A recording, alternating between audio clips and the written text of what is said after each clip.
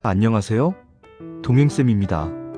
외도와 직면한 부부들을 만나 부부 상담을 진행하다 보면 외도 피해자로부터 듣는 단골 이야기가 있습니다. 그것은 사람은 고쳐 쓸 수 없다는 것입니다. 이런 주장에 대해 저는 반은 맞고 반은 맞지 않다 라고 생각합니다. 왜냐하면 부적절한 행위를 하고 나서 반성도 사과도 변화도 없는 사람이 있지만 그 반대의 사람도 존재하기 때문이죠. 본론으로 돌아와서 과연 사람은 고쳐 쓸 수 없는 존재일까요? 상담사로서 100% 고쳐 쓸 수 있다고 주장할 수는 없습니다. 그런데 분명한 것은 변화하는 사람도 있습니다. 그럼 이런 사람은 어떤 사람일까요? 독종인 사람일까요? 외도는 했지만 선한 사람일까요? 성격이 좋은 사람일까요? 대체 어떤 사람이 이런 사람일까요? 저는 이런 사람에게서 발견하는 특징을 이야기하고자 합니다. 첫째, 변화하는 사람은 자기 객관화가 되는 사람입니다. 자기 객관화란 무엇일까요? 그것은 자신을 제3자 눈으로 바라보는 능력입니다. 예를 들어 자신이 찍힌 동영상을 제3자 입장에서 바라보고 분석할 수 있는 능력이죠. 자기 객관화가 되는 사람도 실수합니다. 자기 객관화가 되는 사람도 외도합니다.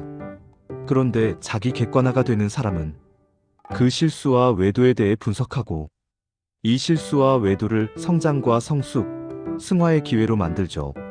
그런데 자기 객관화가 되지 않는 분은 어떨까요? 핑계를 대거나 변명하거나 자기 비판을 합니다. 이런 것들이 귀찮고 불편하면 문제에 대해 회피하고 도피하는 모습을 보이죠. 입으로는 좋은 이야기를 합니다. 다시는 외도하지 않을 것이다.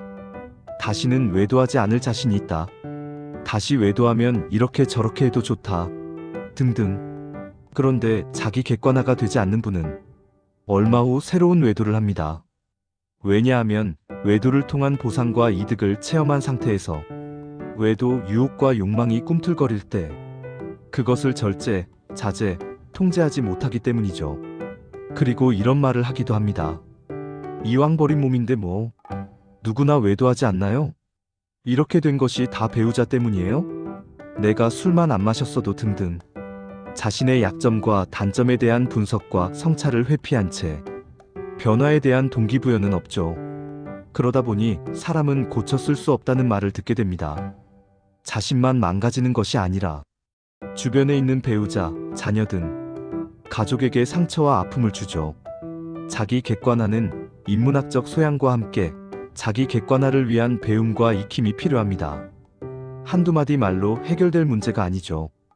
둘째, 변화하는 사람은 자기 분석을 하는 사람입니다. 우리는 관계적 문제가 생기면 문제만 바라보는 경향이 있습니다. 그런데 관계적 문제는 사람이 만듭니다. 따라서 사람에 대해 알아야 합니다. 사람의 심리에 대해 알아야 합니다.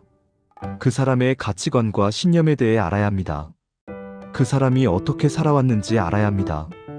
이런 것들을 자기 분석이라고 합니다. 자기 분석은 자신의 장점과 강점뿐만 아니라 자신의 단점과 약점에 대한 깊은 성찰로 이루어집니다. 따라서 자기 분석을 하다 보면 자신의 자랑스러운 부분도 있지만 부끄럽고 수치스러운 부분도 있습니다. 이에 사람들은 자기 분석을 싫어하거나 불편해하죠. 또한 자기 분석에는 자신이 태어나고 자란 원가족 분석도 있습니다. 원가족 안에서 있었던 상처와 아픔도 있습니다. 따라서 자기 분석을 하다 보면 마음이 불편하고 생각하기 싫은 것을 반추하는 경우가 있습니다.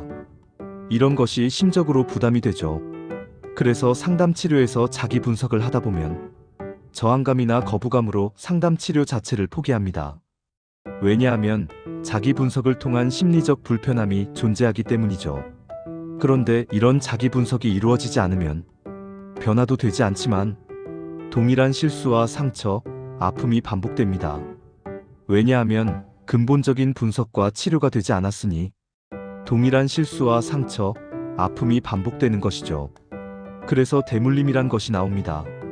조부모 때 외도가 부모 때 외도로 이어지고 부모 때 외도가 자녀 때 외도로 이어지며 자녀 때 외도가 손주 때 외도로 이어지죠. 이것은 외도뿐만 있는 것은 아닙니다. 자살도 대물림, 중독도 대물림, 폭력도 대물림하죠. 분명 이런 것들이 부적절하다는 것은 머리에서 인지하고 거부하지만 막상 삶은 변화가 없는 것이죠. 외도도 그렇습니다. 부모의 외도를 경험한 외도행위자도 있는데요. 이들은 어렸을 때 부모의 외도로 스트레스를 받았던 세대입니다. 그때는 부모가 밉고 증오스러웠겠지만 근본적인 분석과 치료가 되지 않으면 부모 세대의 삶을 그대로 답습하죠. 대물림한다는 것이죠. 이런 면에서 자기 분석은 매우 중요합니다. 다만 자기 분석도 자기 객관화와 함께 오랜 시간 배우고 익히며 연습과 훈련해야 변화의 동력으로 영향을 미치죠. 마지막으로 변화하는 사람은 상처에 대한 치료와 회복을 하는 사람입니다.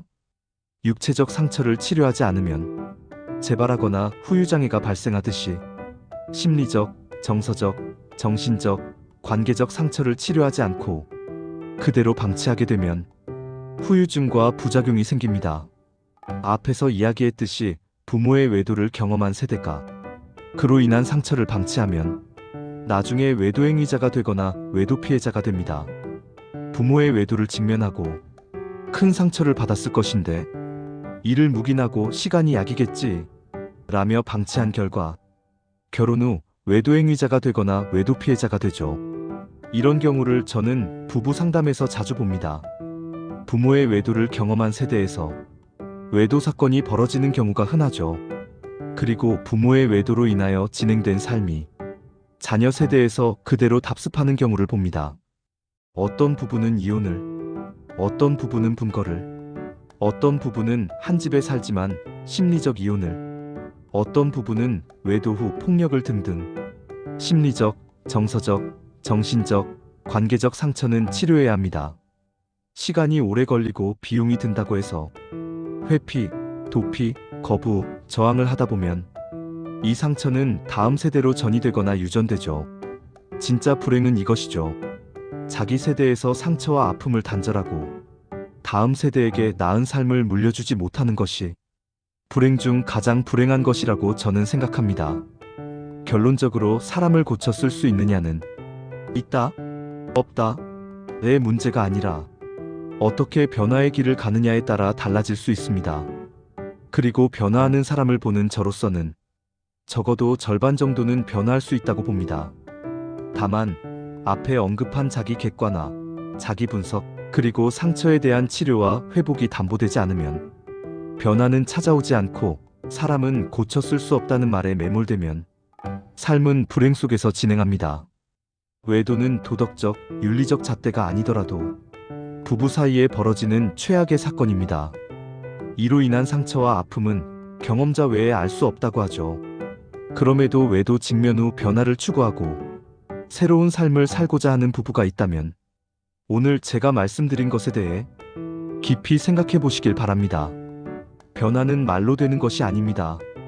변화는 생각과 인지, 행동의 변화가 따라와야 하고 방법적으로 변화의 방법을 사용해야 가능합니다.